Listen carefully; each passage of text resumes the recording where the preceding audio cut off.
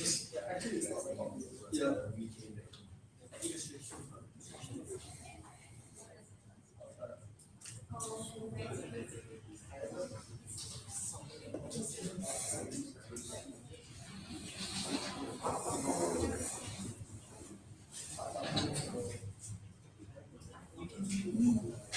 No way.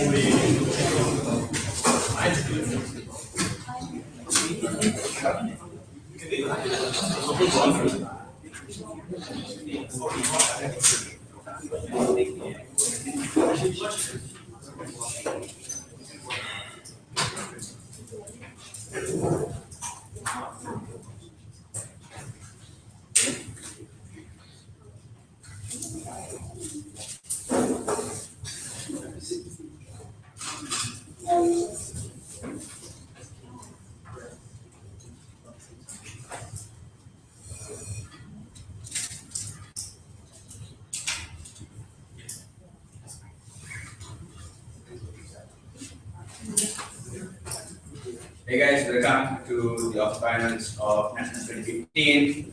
We have opening government IIUM A, we have opening opposition PUTRA A, closing government UMT, closing opposition UMT A. My name is Pramukh, I will be chair this debate, and that's it.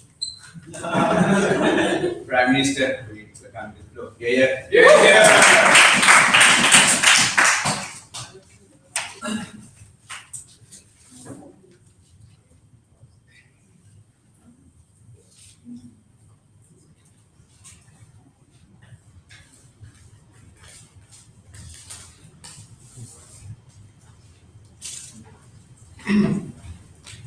This is my third PM speech of today in the same room. Forgive me if I look a bit grumpy right now. I'm going to give you 5 arguments, but before that, let's talk about the characterization. Firstly, we must understand that when it comes to local governments, that means that these companies are always already in the country to begin with, right? So that's first concept that we must realize. There is no like, oh, they will go away from our country, kind of argument that's coming from opposition, hopefully. Secondly, we must understand the reality that these are companies that already have massive amounts of lobbying power within these kind of countries. So they have we look at companies such as ExxonMobil, GM Motors. These are the kind of companies that get these kinds of grants from local governments. They already have massive amounts of lobbying power in the national, federal, state. So we think that like it's a really bad idea to also let them loose on local governments, which have even a lot less ability than federal governments to be able to stand up to the big guy. We will also argue that given those situations, the reality also is, it's just facts, at the point at which you give a lot of tax incentives, that necessarily means that governments have a lot less money to be able to spend on their own state. That necessarily often also means that people on the ground who are least able to fight for their political rights are the ones who suffer. So, for example, poor people who are low likelihood of voting according to low likelihood of turning out to vote according to voting patterns. But secondly, people who don't have the money to lobby and push for their rights are those individuals who suffer more. So welfare policies get often removed for these individuals, and structural changes means that poor people end up remaining more and more poor. Given that, 5 arguments. First, we must understand why is it that we have the right to go ahead and do this to them, right? So just let's get that argument over with. First of all, we will argue that because even when it comes to tax statuses given by local governments to corporations, a portion of it still goes to the federal government. That means the point at which local governments are given complete autonomy to give tax incentives, federal governments also lose out on money when local governments have less for tax. So we think therefore federal governments should have a right over there. Secondly, when these corporations, for example, fuck up, we would argue that the point is that often it's the federal government that has to give money for bailouts, for example, to sustain jobs in the long run. So we think federal government should have a stake here. Third reason is because we must understand that local governments, as much as they should have autonomy, are ultimately subunits of a federation. That means that these are ultimately the only laws they should be allowed to have are those that only and only affects them, not ones that affects the federation as a whole. Given when it comes to the given that these actions might go ahead and harm other states within these kinds of countries, we think that's there. But for example, we have standardized tax rates for people, for instance, because it ultimately affects all people all over the country, right? We have universal laws across the country, for example, because you can't have your own laws. Some laws can't be your own laws because they affect people outside as well. So given that, let's look at the second argument, right? So we'll argue, no thank you, is that let's talk about who actually gets screwed over, who will be the only states who have the ability to give these kinds of tax exemptions are often poor states because they can deal, with rich states because they can deal with the consequence or because they can have some form of reserve to be able to deal with that short-term hit. What does this mean? This means that states who are already sometimes a bit poorer often completely lose out on any ability to go ahead and attract corporations to come to their states to begin with. So for instance, right, the reason why Detroit, a big reason of why Detroit became poor was because General Motors and other auto companies decided that California went ahead and provided more tax incentives for them, and that was reason enough for them to move. That meant that all of a sudden there was a huge, what do you call it, like huge situation where thousands of jobs were lost and people in Detroit couldn't get jobs to begin with. So on that situation, ladies and gentlemen, you permanently remove the ability of small states to be able to attract those companies. So we think that's horrible, and that will create centralization of power among some states and other states being continuously losing out in the long run. Second, third argument, right? In terms of what this means, remember that these are local governments which are relatively small compared to big corporations such as ExxonMobil, for instance, and that means that these are local governments which have very little ability to be able to negotiate. But furthermore, often companies play it off as like a big political loss if you can't attract a company to come into your state, or because the company left. That means it's a huge political deal for these local governments to be able to get them. That means there's always a race to the bottom, and people like Elon Musk will go ahead and play off different states against each other for the most abysmal tax rates available in the country. That means ultimately, when states start competing against each other to give lower and lower tax rates, ultimately the actual benefit that accrues to the state is abysmally low and ridiculous to begin with. So we would argue that since this happens, that the actual benefits of giving a low tax rate don't even happen to begin with because multiple states end up competing and it becomes barriers to the bottom, right? They're often strong-armed because it's seen as political suicide to be able to lose a company's ability to provide, for example, hundreds of jobs in your state. So that's why it's horrible. But fourthly, the reason why it's also horrible is because the point at which you have these corporations coming in, as a result of tax incentives and not like on our model where there are other reasons why they come in, right? So for instance, what this means is you lose out on other companies. So for example, even though in a worst case scenario, we may not have some big company coming in, although we will argue we still do because they don't go out of the country.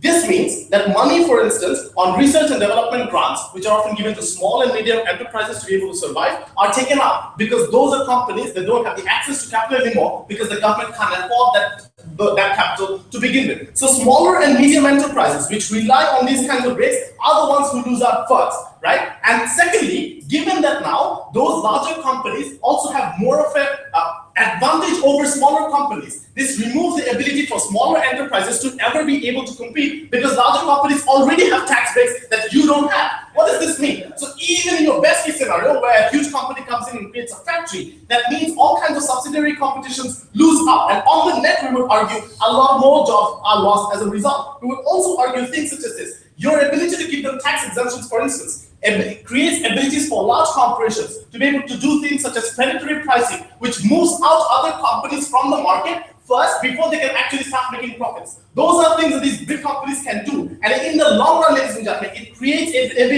any ability for small companies to survive, but B, it removes any kind of investor confidence for people to want to invest in that state to begin with because the competition is that huge and has that unfair advantage. And they create barriers to entry for smaller companies to come into the market, means that in the long run, you lose out. What is our alternative? We must understand that in the instance that you can't go ahead and incentivize them with like tax exemptions, you have to do things such as provide education because you can provide a workforce that attracts people. You provide more long-term strategies such as infrastructure and stability of the state, for instance. Those are things that now attract companies as opposed to going ahead and short-term tax benefits. This means that if it's based on an incentive of tax, remember, they can leave any time, right? Because it's only your tax status that's keeping them there. That means it's a risky thing to begin with. Job security doesn't exist under your model if they come in based on tax incentives. Interest rates are supremely high because investors don't have confidence. All of those things happen under the model. After that lecture on macroeconomics, I'm proud to propose.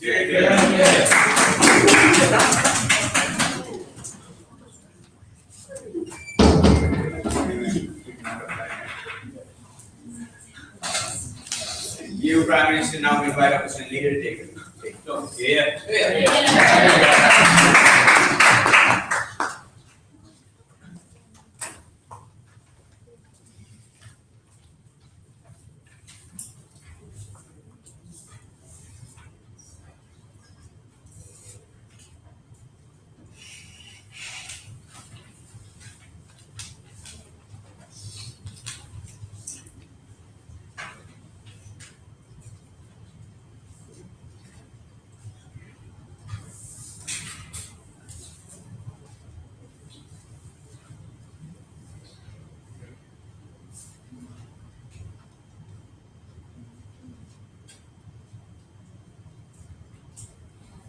Ladies and gentlemen, in order to properly understand where exactly the benefits lies when we talk about tax incentives, we have to realize that we have to look at it from the perspectives not only the rich states who can offer these sort of things, but also the poorer local governments who have only this as a tool to be utilized in order to attract sort of corporations in the first place, because we realize that in their capacity, it's most likely that they do not, in the first place, have certain infrastructure to begin with in order to attract these sort of people, right?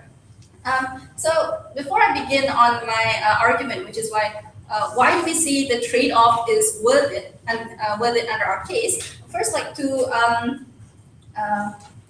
respond to the arguments coming from inside government, right? They talk to you about how they have the right to set up this sort of case policy because a portion of this tax does go to the federal government, right? But at the same time, we see that the disbursement of the taxes, which will later on go to the states, are all at the discretion of the federal government, right? You can see that in many cases, even in Malaysia, you can see that this disbursement of these funds is not always in terms of fairness. You can see that some local governments do receive more funding because they are considered to be more to the government, to the federal government. They're considered to be more beneficial or to be given. But you can see you can see Selangor being a more industrial state and being a richer state because of these sort of resources that they get from the federal government. Right? You can see that.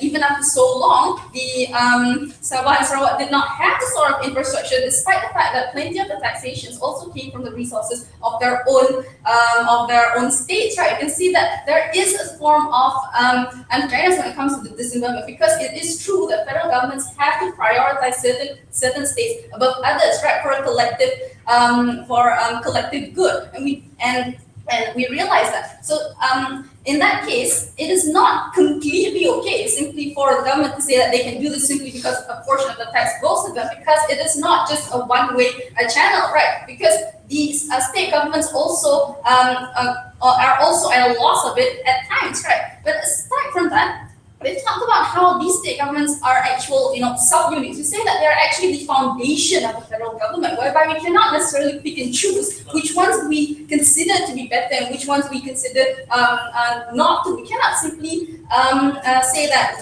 we should prioritize one local government over another, because thereby we interfere in the local government's ability to deliver on their promises to the people who had elected them to represent them in the first place. You can see that the reasons these small governments at times cannot negotiate is because of how little the amount of assistance they are getting from federal governments in the first place. We say that the sort of competition that will arise because at the very least they have the tool of tax incentives is actually something very healthy, right? Whereby under their stance they're taking away even that even in the end, none of these poor states can have any sort of tool in order to court these sort of corporations, right? We do understand that they have already stated that these corporations are more likely already exist within the country, right? But we must concede the idea that these corporations would decide to expand upon the market, right? They would decide to move from one state to another in case they would like to expand and reach out to other markets or increase their volumes or production capacity, right? We do believe that there is a lot of room for this sort of industrial expansion, and that state governments, unless they do have a tool to court these sort of people, they are at a loss in this case, right? Please sit down. So they talk to you about how this is a short-term based incentive, but what they fail to realize is that there are actually a lot of byproducts that exist from this sort of tax incentive, right? Where it comes into my argument why do we say that the trade-off is actually worth it under our case, right? You can see that the Borneo Highway, which will be built, only came after more than 5 decades after independence, right? But and this actually proves on a failure of the federal government to deliver on promise, because they promised it years and years ago. They're only delivering it now. You can see that it's most likely that federal governments do do prioritize certain things over another, right? But when you have corporations who come in, when you have the ability to corporations come into your local states, right? These corporations, in order to exist and to prosper, they must have infrastructure to operate, right? We can see that things such as landlines for communication purposes, public transportation, and highways and all this infrastructure must exist in order for these corporations to prosper, right? So we say that the sort of tax incentives, the sort of benefits that these local governments can save on these things when these corporations get in, they can utilize, because now there is a sort of urgency there for the federal government to give these sort of things in order for these corporations to exist in the first place. So when you have a poor state that do not have this infrastructure, the invitation to have these corporations here will in turn create that sort of urgency, because this infrastructure you need to have it in order for these corporations to exist, right? So we know that we have a large population of our people are youth, where they will be entering the workforce soon, right? So we will be having an eventual problem of unemployability, right? We can say that these sort of problems are problems that must be solved now. We cannot wait until the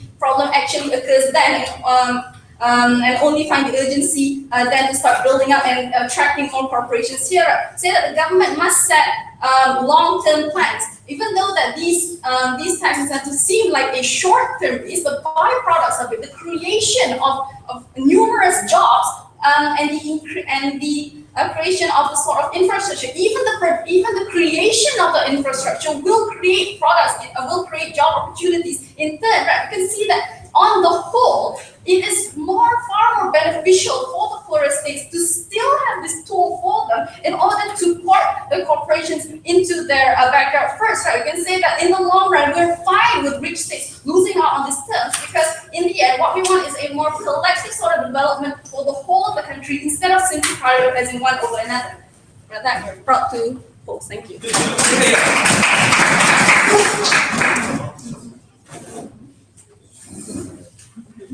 Thank you, good leader. Now we invite the end to flow here.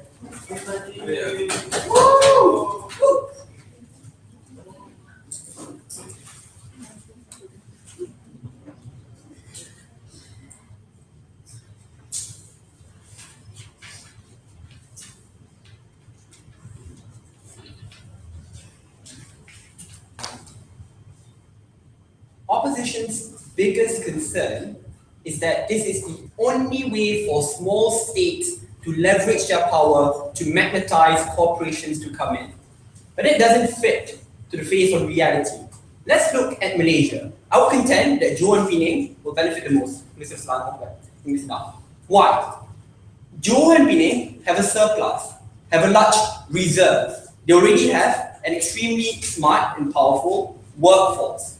They can cut welfare. They can not cut welfare. They can cut the amount of tax revenue which they can gain in comparison to other states which already suffer a deficit, do not have a strong reserve. The exact analysis of Detroit, in which they are already declared bankrupt, do not have the ability to make money, and the only last avenue for them to make money is to attract more tax receipts. In your world, you create a race to the bottom in which states which are big and small will be forced to be pit against one another, and corporations oligopolize power, ladies and gentlemen, by ensuring that tax rates across the nation is reduced. Society suffers, people who are dependent upon welfare suffer, while corporations grow richer and richer. I think this is a terrible policy. No. 4 questions, rebuttals will be integrated. First, on the principle, can the federal government override the jurisdiction of the state? They told us that they cannot, because often the collection of tax receipts is a two-way system. At times, small states might benefit, at times, big states might benefit. How do we resolve that? Because it's a clash here. Because if you are a benevolent government, we don't want to talk about Malaysia, maybe you are more likely to invest in countries, in states which are most disadvantaged. At the same time, you might be, so at the same time, the government can invest a lot in disadvantaged states like Western countries, or in a lot of developing countries, a lot of small states will be underprivileged. What's the conclusion here, since that's a deadlock? With that deadlock, the best best way to resolve that problem is to leave that discussion on an inclusive avenue, which is the parliament. Because the parliament includes representatives from all states, which means that this is the most inclusive form of determinant as to what's the right tax rate, as to how we distribute that money, in comparison to a more localized form of discussion, in which only privileges big states. Because these are the big states like Johor, which can effectively claim that I contribute 32 seats to Barisan Nasional, therefore I can get more money in comparison to smaller states. The conclusion here, even though there's a deadlock, that deadlock is best resolved in the federal parliament in comparison to the state parliament. The second issue there is that even if the state is good or bad, often the federal government is the last bastion of defense when corporations file for bankruptcy or states file for bankruptcy, because it is through the Federal Reserve in which bailouts are given. That's why if you look at the Detroit scandal, it was the federal government who's forced to bail Detroit out in comparison to Detroit in the north itself. But finally, on the principle, even if you still do not buy those two analyses, we think this debate should be judged based on a collective. Since we already see national laws which are standardized across the board, it means that if an action affects everyone, cross states, cross borders, ladies and gentlemen, it means the priority should be the federation in comparison to the local government. And my other point will demonstrate why, even though this policy is implemented in Kelantan, all other states around Kelantan will be affected as well, therefore this policy is rendered useless. Second question in this debate, on lobbying. We do acknowledge, under status quo, lobbying exists, but we think lobbying can be countervailed on the federal level better in comparison to the state level. Why? First reason, because if it is done on the federal level, there will be massive national scrutiny, especially in the lead up of the election, because it is targeted and specified and focused upon one party, which is the federal government. The comparison here, ladies and gentlemen, is that in a state like the United States, where you have so many states, that level of national scrutiny is broken down, therefore the level of accountability is also broken down as well. The second reason where the federal government best deals with it, because the federal government acts as a collective. In the United States, a state which represents 250 million people, which means that the federal government has a lot more bargaining power against huge $billion worth corporation in comparison to a state which can either be desperate, but even if they are rich like New York is nowhere close in comparison to the strength of the United States government and the federal government as a collective. What's the conclusion here? The comparative in their world is that not only do lobby groups already penetrate the federal system, lobby groups also can penetrate the state system, which is far, far weaker. The second comparison which I'm going to draw here is that in our world, if the Johor government at times must make unpopular decisions by not reducing tax rates, now the Johor government can effectively say, it's not because I do not want to bring this corporation, but it's because there's a nationalized tax rate system, which means that I no longer have to take the blame or to force political suicide on myself, but now that level of thing can be deflected upon the federal government. We think that's substantially better. No. Third clash in this debate, on SMEs. Let's acknowledge one thing. The biggest recipients of this tax break system will be big corporations. These are corporations who can give billions of dollars. The Cook brother on average gives $1 billion after every electoral cycle. The other ones can lobby for specific tax breaks. Secondly, ladies and gentlemen, small corporations who often do not, before I move, I will only to POI. How a state engages with land, the company's usage of such land, requires specific background understanding of such land. Given that, would the state legislature be better to determine this? If you don't look at the national land code, it's already like on the federal level. But secondly, at the same time, yes, the state can push for their ideas and opinions on the federal level. The point is that opinion should not be the veto only to serve the interests of that state. Because you might think that you are serving the interests of the small state, but if everyone is pitted against one another, the bigger states will benefit the most out of it. But finally, ladies and gentlemen, small corporations often need capital in order for them to start. That capital often comes to tax receipts in which the state and the federal government can get. These are things that will be wiped out, the point in which only big corporations can capitalize on resources and income. Finally, we think it's much better for us to attract investments when we have structural reforms, i.e. when you improve on your manpower, good infrastructure, good education, in comparison to a short-term fix in which all states can merely reduce tax rates but not concentrating on long-term structural developments which are critical for long-term sustenance. We think it is much better, ladies and gentlemen, for tax rates to be equal in that country, but for competitiveness to be gauged on structural issues in comparison to mere short-term fixes in terms of reduction of tax rates. We propose. Thank you, DPM. Now invite the video leader. So, we're here.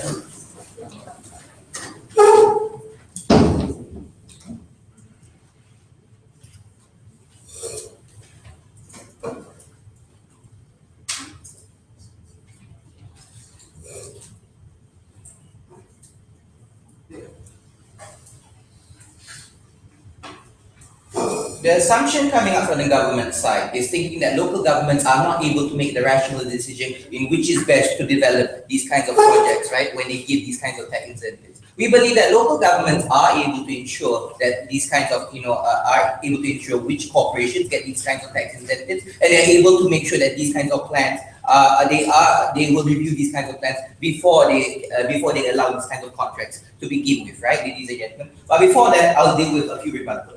Now, what Sadiq said in terms of the best way in dealing with kinds of grievances of various local governments is through Parliament, right? We believe that within the status quo, Parliament has always been the avenue. But we believe that if there is too much political deadlock within Parliament to ensure that everyone gets, something at the end of the day, ladies and gentlemen. At the very end of the day, we still believe that even in poor countries, they have poor political, even in poor local governments, they have that kind of poor political power, right? So at the end of the day, even in Parliament, right, these kinds of poor state governments, right, will still lose out at the end of the day, right? So we believe that it's better suited when you allow these kinds of local governments to take an initiative to allow to create that kind of important injection towards their local governments, right? To ensure that some form of plan is being taken place rather than allowing and waiting until Parliament settles these kinds of problems to begin with, right? On the second point in terms of whether or not where that lobbying can be greatly dealt with in the halls of Parliament or when it's being done on the federal scale, right? We still believe that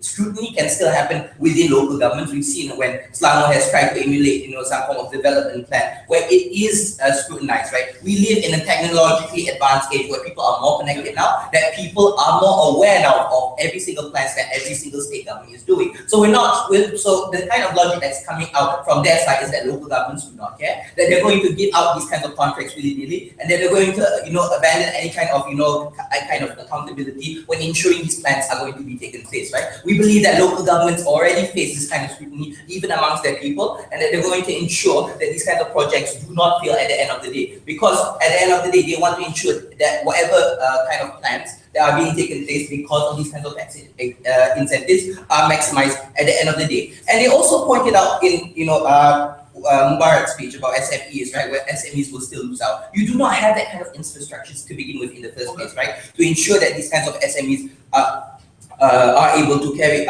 out these kinds of projects. We believe that SMEs at this moment, when we look at poor local governments, right, are unable to materialize such plans, where it is very risky to look into these kinds of SMEs, right? We believe that corporations are a better way to ensuring that these kinds of plans for infrastructure will be beneficial for for people, right? Because we have to look at instances where in poorer countries, in poor local state governments, right, where the people are without jobs, right, where you do not have that kind of facilities to begin with, right? At the very moment when you give these kinds of contracts to big corporations, you are promoting something beneficial. You do promote for a plant, for a factory, right? You do provide jobs for these people. So at the end of the day, we see that it is a win particularly for these kinds of poor state governments in downwards. So it goes back to my first substantive. We believe that state autonomy is best in this instance, where we believe that initiatives should be given towards the state to make future plans for them, especially when you have economic instability, right? We see that in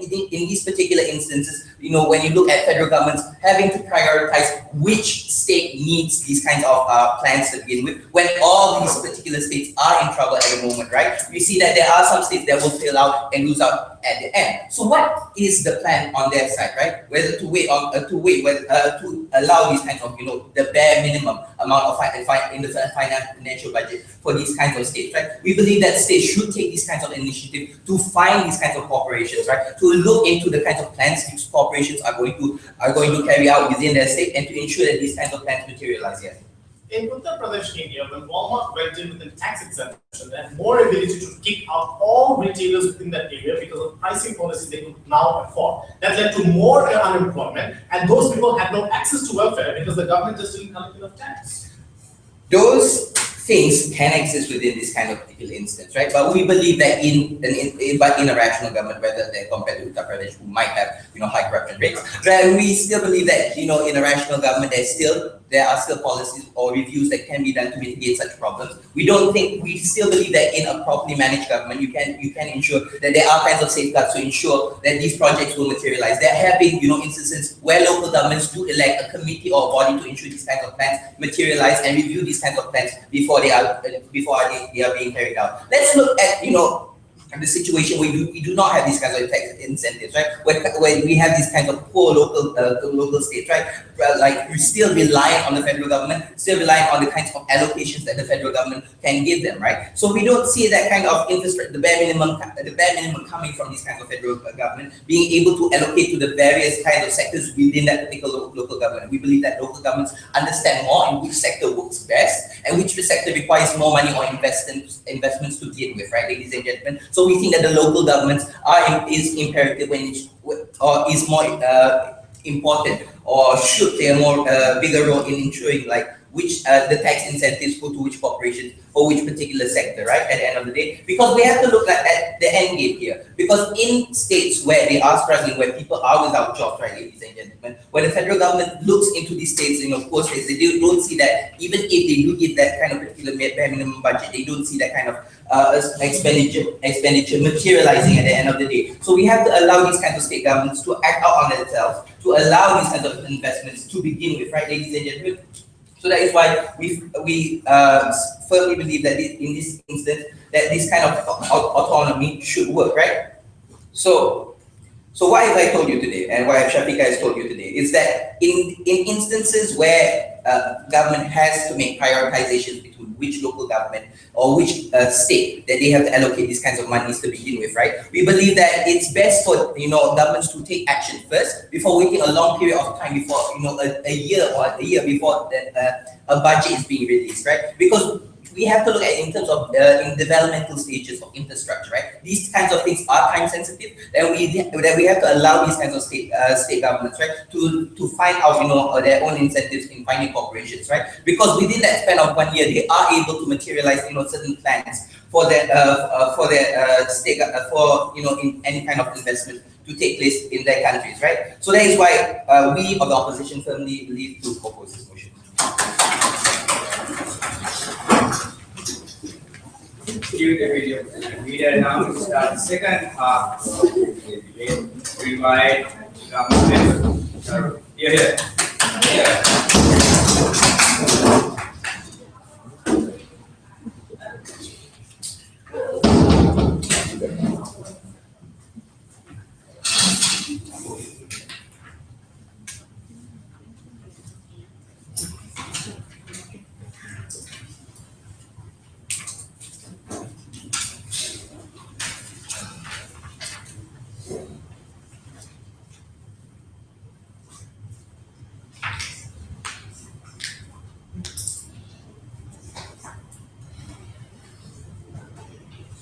Mr. Speaker, sir, on today's motion, the House will prohibit local government from giving tax incentive to attract cooperation into the area. We, the side closing government, strongly believe that we should do this. So, in this argument, we are trying to identify the main stakeholders, which are the local government, the corporation, and also the public as a whole. So, from the opening batch, we can see that the main focus was towards the local governments and also the federal government's role in this thing. So, we, the side of closing government, would like to focus more on towards the public's perspective.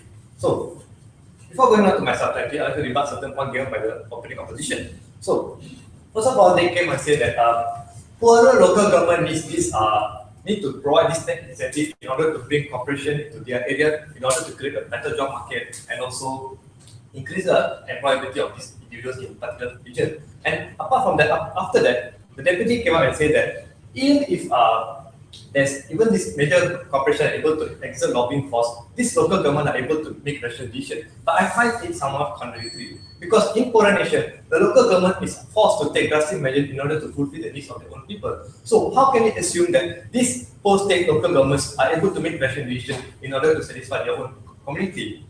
Apart from that, he also said that if the corporation are investing or encroaching into new poorer local area, they're able to have a better infrastructure need because the local government need to develop these infrastructures like building roads, building railways, increasing the electricity rates in order to accommodate this large corporation. But here I point out that if we are able to provide this beforehand, we no longer need to provide tax incentive to this large corporation because any corporation that identify a state with better infrastructure are willingly coming into this area in order to open up the business because they knew that if this particular place have a good infrastructure, they're able to accommodate their own needs because public corporation needs a lot of facilities in order to conduct the business.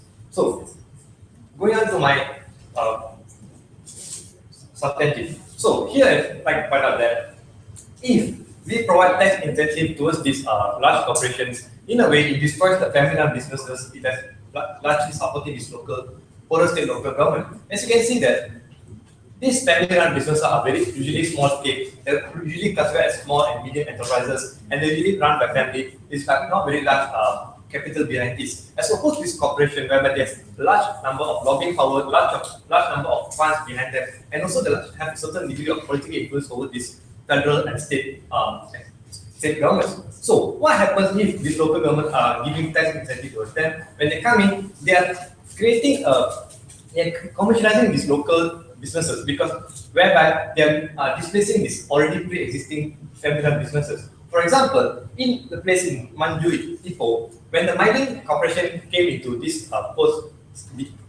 district, that practically displaced of whatever local economy that's around surrounding the place. Because when mining is able to provide this daily needs of these people at a more reduced price because of the tax incentive, they are practically driving out this local business out of competition because these local businessmen are not able to accommodate the competitive price that is being given by this MIDP. And also furthermore, they are being charged with GST, which increases the burden of providing competitive pricing. So we are saying that if local government provide tax incentive towards larger corporations instead of local family-run businesses, in a way we are destroying the local economy. In this instance can also be seen in America, whereby when Walmart encroach into smaller states, poorer states, they practically destroy this local economy that's already pre-existing there. Because when Walmart entered into this place, the same situation occurred whereby these family-run businesses are no longer able to compete with them, and they ended up in debt and ended up closing up the business and practically destroyed this local economy. Because even though Walmart is already existing there, there's no any cash flow because when the people are out of job, they are not able to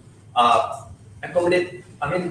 They're not able to buy things at Walmart, and Walmart is like not getting enough profit because you have to assume that even though Walmart can provide job opportunity, it cannot accommodate all those people that they displace. Because, for example, if Walmart went to a post state and they displaced many family-run businesses which employ nearly 10,000 people, Walmart will only hire like almost like 1,000, even less than that, because of this highly mechanized system, this corporation of account. Because as you can see in Walmart, they need very less workers because most of the things are technologically advanced. So they have the scanner, fast scanners, they have mechanized storing system whereby they need less and less people to fulfill their job fulfillment, as opposed to this family-run business because everything is done at the ground level. Because so these individuals are employed more individuals are employed so in order to fulfill this requirement. So in a way, if local government provide tax incentive towards large corporation, it destroys family-run businesses. Yes. Okay, sir. Corporations such as production companies also bring substantial business to local suppliers who can expand and provide more jobs too. Yes, but the job that they provide as opposed to the job that displaced is very less. As a contract, in example of Walmart, if they displace 10,000 jobs, they only hire like 1,000 or less because they don't need so many people. Because all these production storage companies companies are highly mechanized. They need less and less workers as opposed to these family-run businesses. So, apart from that, we also said that if local governments give tax incentive to these large corporations, in longer run, they're losing income and also the public affected like this. As mentioned by this opening government, they mentioned about Detroit bankruptcy, whereby when the local, the large corporation moved up from this Detroit state, the local economy basically collapsed and they went into bankruptcy. As you can see that if bankruptcy occurs, these pensions benefits towards these Detroit workers has been reduced and also been cut out. And apart from that, even the tax rates in Detroit itself has been increased. So in a way, we can see that if large corporations are given tax benefit, there is no surety that we will continuously enjoy the economic benefit, because one day or sooner or later, if they walk from your state, you will have to find even alternative to fill in this vacuum of economic displacement. So this usually this kind of vacuum cannot be solved by this local government, and at the end of the day, federal government will come in, step in case of Detroit bankruptcy. So we are saying that if local government provide tax incentive towards large corporation, the publics have at the risk of losing their own benefits. So we are saying that what the closing government might say that is if local government give tax incentive towards large corporations, first of all, family-run businesses will be destroyed and the local economy as a whole will be destroyed. And apart from that, the public and the local government will face a dire repercussion. With that, I'm proud to propose.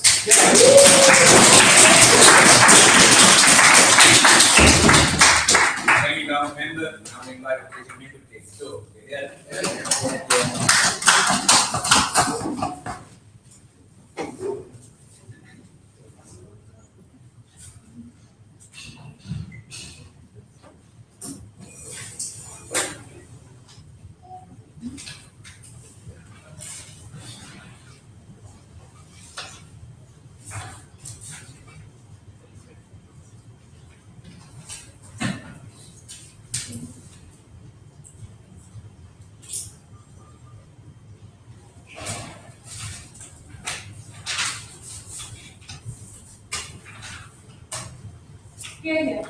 Yeah.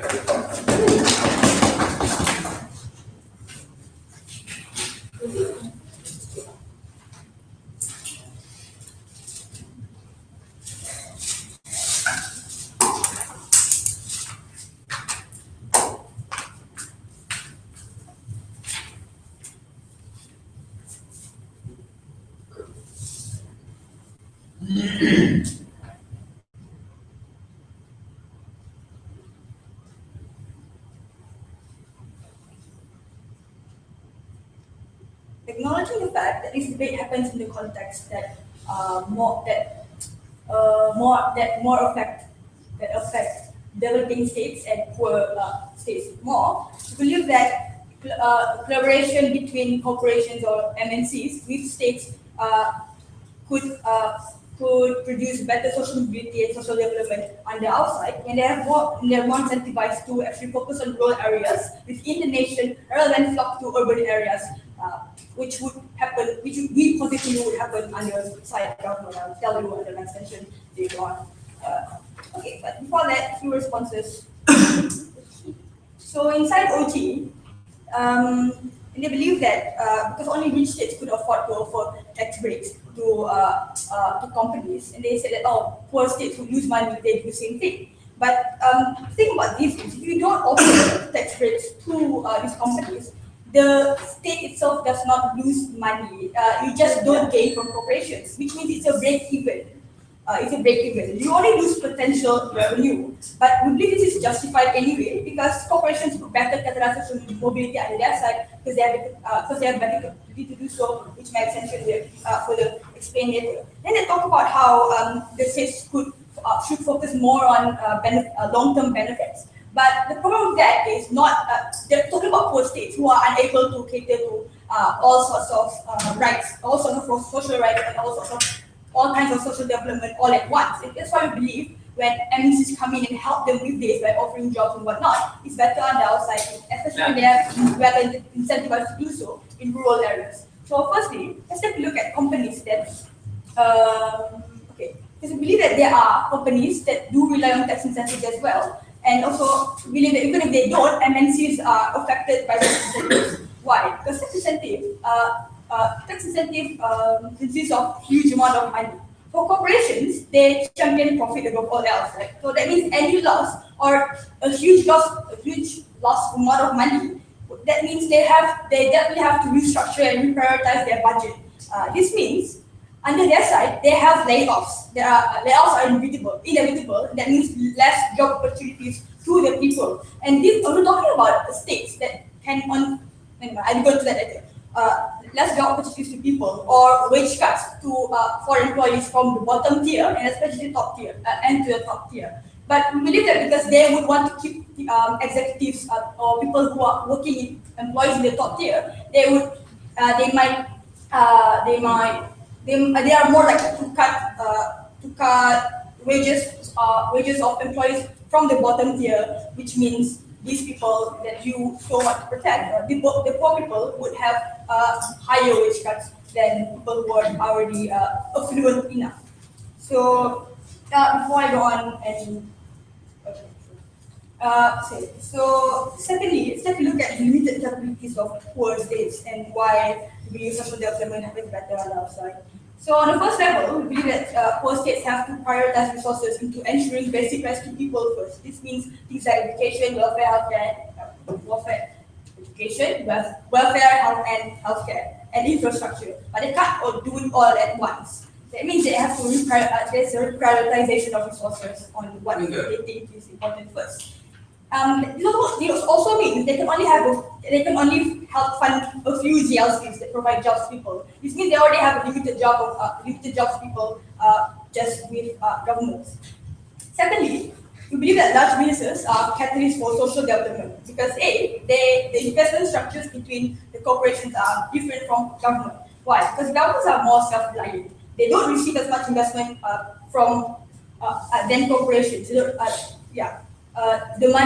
rely on money that circulates in the economy only. So, and they also have to prioritize social rights and social mobility for their people. Even if they could offer more jobs, the opportunity that exists, the job opportunities that governments could offer is more limited than what corporations could offer. Why? Because we believe foreign MNCs from affluent and developed countries receive subsidies from their government. Plus, they have investment from shareholders. That's why MNCs are not obligated to provide rights for people. But at the same time, the creation of the profit for these MNCs is dependent on the purchasing power of the people. That's why we believe they help social development as such, because they want people to buy their products and they want to ensure that people have enough purchasing power. So how do they do that?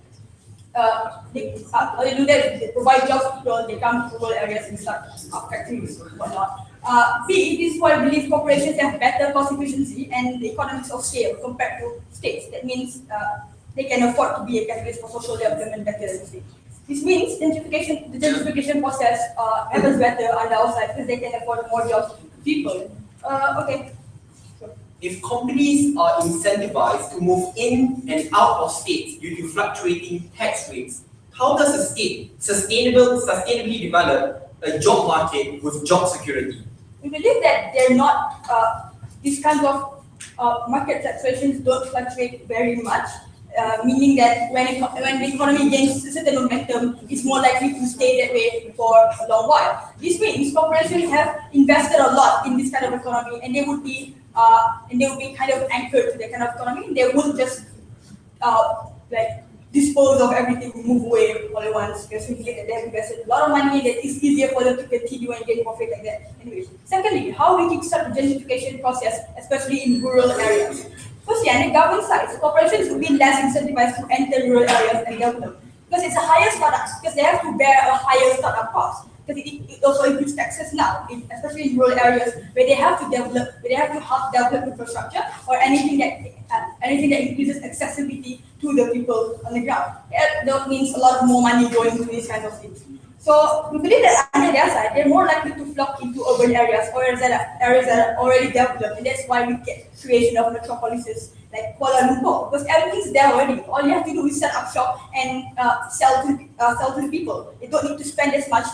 They don't need to spend as much as what they could have spent in rural areas, they only have to pay taxes to the government. That's why we live on the outside. When the gentrification process starts in rural areas and we get social development, we'll get more jobs, and that's how rural areas develop. ID Kuching, that's why we now could have a Borneo highway finally. These kinds of development that we're talking about happens better on the outside, and it's more better dispersed because we have companies that are better incentivized to actually explore the rural areas and develop. We believe for social development of rural areas like Kuching, where I come from, go for site CO.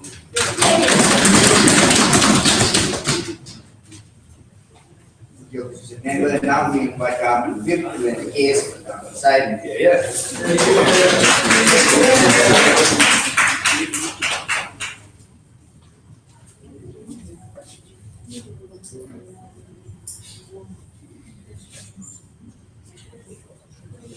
Mr. Speaker, sir, I'd like to start my speech today by totally acknowledging the fact that we from closing government totally accept the fact that we're going to get screwed today. However, Mr. Speaker, sir, I'd like to take the opportunity to attack as much as I can just to prove to you that we actually died trying here today, Mr. Speaker, sir. Now, before actually carrying out any sort of solidification from our side, allow me to rebut some of the points mentioned by closing opposition, right? They actually spoke about the idea of social mobility, how under their paradigm more social idea occurs and more development comes in. But here I point out, right, there is this place in Perak called Meru and everything. Previously, it was actually a village and pretty much a kampong, right? But once MIDP and all the other corporation giants started coming in, you know what happened? Real estate prices around that area started going up. And prices of normal commodities such as bread, water and everything also went up in that particular area, Mr. Sir. You know what happens from this? This actually causes those people who are originally there to actually relocate elsewhere. In other words, they prefer an attempt to relocate these people from elsewhere. In other words, for forcing people to move somewhere else in Sri. So what happens to these people? These people's welfare are not being taken care about under their paradigm, Sir. They prefer to care about giving money to help the poor people, but they don't understand that same money to help these people is actually damaging them even further. Coming to the second point, right? You have to talk about it provides more job compared to undercurrent status quo. But here is what happening now, sir. When we have these local corporations coming in, people who are working in markets or even like mini markets or family-run stores run out of business because all the business that they have are being stolen by these corporations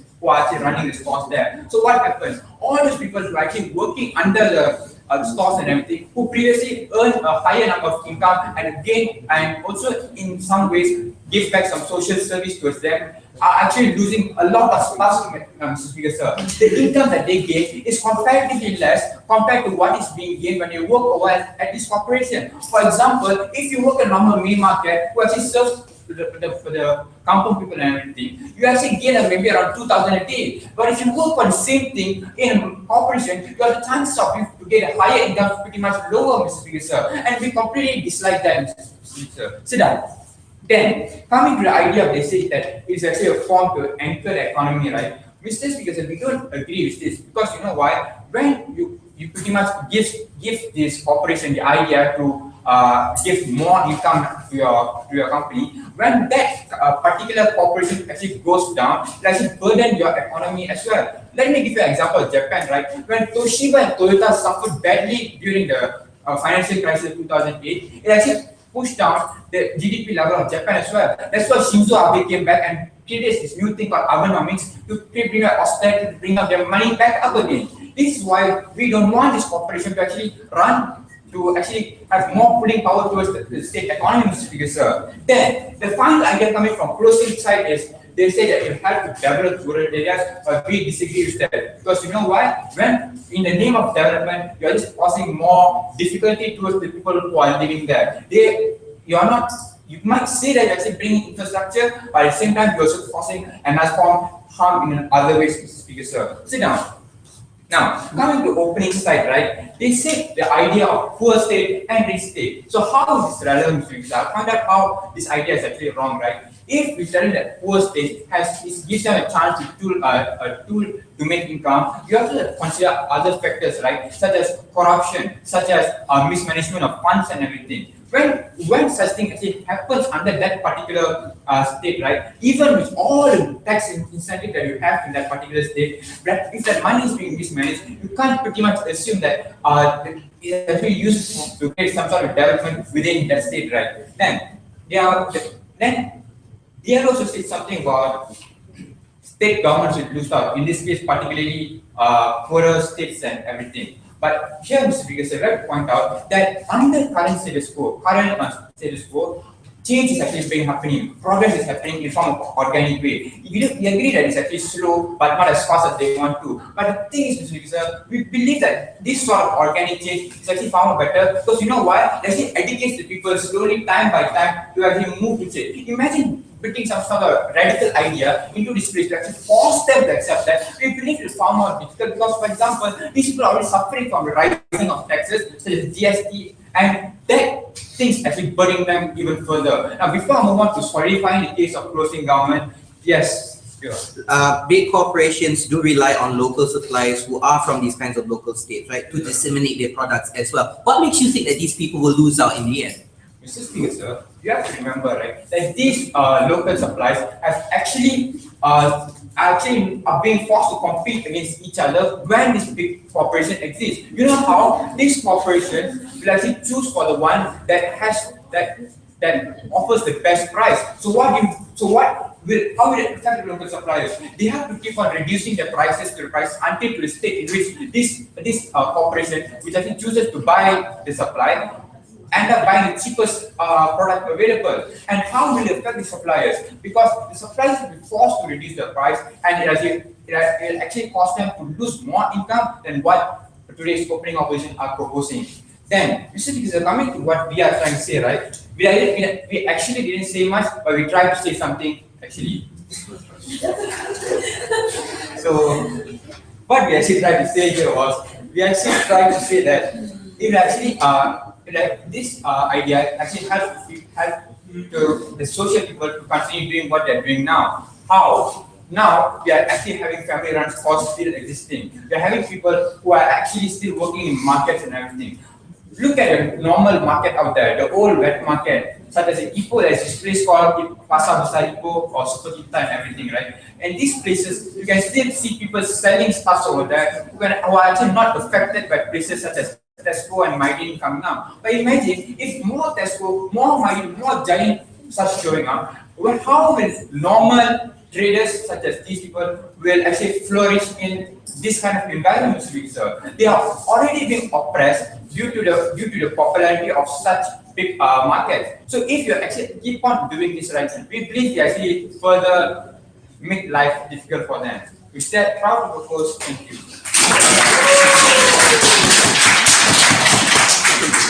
Thank you, Government Whip. Now we invite Mr. Henry to enter the voting case. Here.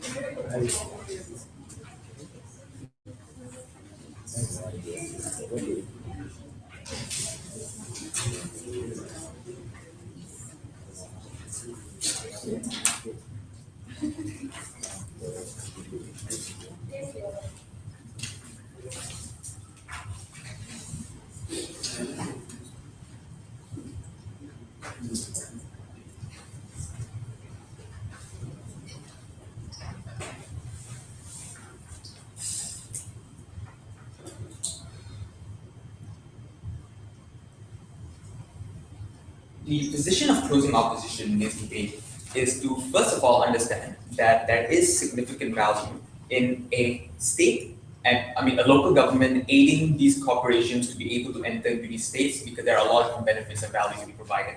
And I think it was significantly echoed throughout the whole bench anyway. But the other contention here is the fact that a lot of the harms that was provided to you by the whole government bench has been conflated at best and can easily be mitigated. And that was the one main clash that we think we need to resolve throughout the whole bench. So let's be very clear. I'm going to talk about primarily 4 different issues in this debate. First of all, I'm going to talk about the capacity as well as the competency competence, okay. Whether state governments can and should do this, yes. Second issue, I'm going to talk to you about lobbying power of companies and whether they really have a huge influence or not. Three, I'm going to talk and I'm going to analyze like small, medium enterprises, whether they really are affected or not. They're not really. And then fourth one really is the specific analysis provided to you in closing opposition, which is on how local governments can exclusively benefit from these corporations as opposed to developed countries, and why, because of that exclusive distinction, local governments that are developing really need these corporations effectively.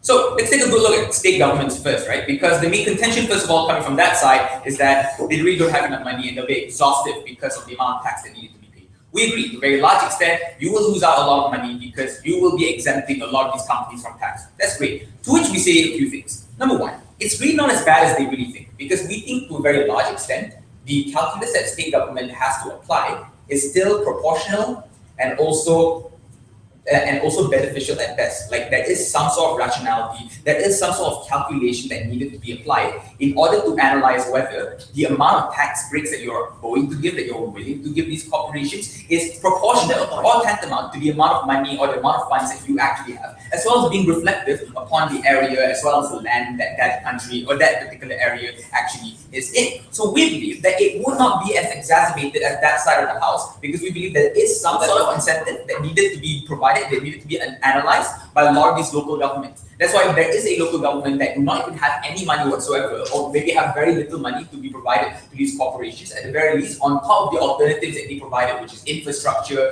and also workforce and all things like this. It's not that mutually exclusive anyway. It can also be provided on this side of the house. On top of those things, we believe that marginal tax breaks that will be provided to these companies can still be applicable, because we believe even if large companies, which are already disincentivized to enter into developing areas or developing governments to begin with, there will still be a lot of different corporations that are starting up, for example, that can still benefit from not gaining tax incentives, for example. So we think some sort of rationality and calculations can easily be analyzed. No, thank you. Number two, you also have to understand the fact that it's not that huge of a loss to begin with. Just because you lose tax money because of these corporations being exempted does not necessarily mean you lose all the money that you would have gained to begin with. Because we believe to a very large extent there are a lot of different means of revenue that governments have to begin with, ladies and gentlemen. Like, for example, taxation from the usage of state infrastructure, royalty, no thank you, people actually paying tax, ladies and gentlemen. Because we believe then, in comparative to this, especially understanding that there are a lot of people in a given area, in a given local government, for example, there are a lot of excessive use of services and infrastructure of services that's provided by the state, for example, there is still significant and also substantial revenue that would have been received by these governments. We think these are already enough money to be provided to, at the very least, minimal state welfare to be provided to people. We understand there will be cuts, sure, but we think it's still a fair trade-off, and it's not going to be as bad, because there will still be some sort of state welfare, for example, to be provided, as opposed to that not being any state welfare to begin with, because we think that's extremely extreme coming from that side of the house. So we do not necessarily think that funds is that much of a consideration by state governments. No, thank you. They also want to make this small little issue. Like, for example, the alternative here is that Parliament can also be the one to discuss tax exemptions and also tax to be provided towards the state, by a state. To which we say a few things. Number one, we believe that it's not necessarily that representative of what the will of that particular area should actually be. We think it's far more better to place the position of legislation or also state executives to decide on these things on the state legislation and state executive themselves, solely by the reason that they were from that. This means, ladies and gentlemen, that they have specific background, specific history understanding of what that company, what the area specifically needs, or whether land usage, for example, ladies and gentlemen, is something that should be considered. Because we think that to a very large extent, these are exclusive rights, these are exclusive considerations that each state should be provided by themselves, as opposed to the federal level. No, thank you. Then I want to argue that, well, lobbying power is something that's really bad. To which we say, ladies and gentlemen, that first of all, providing these tax breaks does not necessarily influence the decision or the policies of the state. And the reason for this, ladies and gentlemen, is because policies are influenced and also provided by the representatives of these state legislations, who are hanging on the balance right now because of voters who are putting them in power to begin with. This means, ladies and gentlemen, that specific interests that needed to be given and needed to be provided towards the people, especially understanding the fact that voters right now have a very short attention span and And the second they see even the smallest of change or even the smallest of policies that clearly are pandering to corporations or are clearly not for their own benefit, would immediately mean that they have every right and every incentive to vote these representatives out, ladies and gentlemen. This means then that there is no assurity or no certainty that these corporations can easily not have the balls to just say no to these representatives, to say no to these companies, because we think that they also have the interest to make sure that they listen to their own people. Yes. The entire op-ed has been operating on the premise that no corporation will come in. Then the reality is, without a race to the bottom, a corporation will have to go to one state or another anyway. Debate whether or not they should be given lower tax rates. There will definitely be corporations entering into states to begin with. We agree to that. The reason for this is because there is a consumer base that's needed. They needed to have some area to produce, for example. A lot of different reasons, fine. But we think that it should be made easier for them to be able and incentivize them to be able to enter into these areas, especially where, for example, it's a lot more sensationalized. A lot of newer companies, for example, are able to enter and provide even more benefits, to which we're going to talk about right now. We believe, ladies and gentlemen, that MNCs, for example, and big-ass companies may not necessarily have the incentive to enter into developing states or developing areas, primarily because it doesn't have, for example, a lot of encumbrances and a lot of difficulties that they may not have to face whenever they enter into developed areas, for example. Because in developed areas, a lot of past companies are already there, a lot of infrastructures already set up and things like that. So we think at the very least, state governments right now may not have the most attractive place or the most attractive areas to attract like companies right now. So that's when we believe that all the trickle-down economics will happen. That's when we believe that individuals are more likely to get jobs. Local government markets are more likely to be developed because now they're being relied upon a lot significantly more, and that's when revenue will definitely be achieved. That's when revenue will definitely happen. That's when the state gets the benefit. Thank you.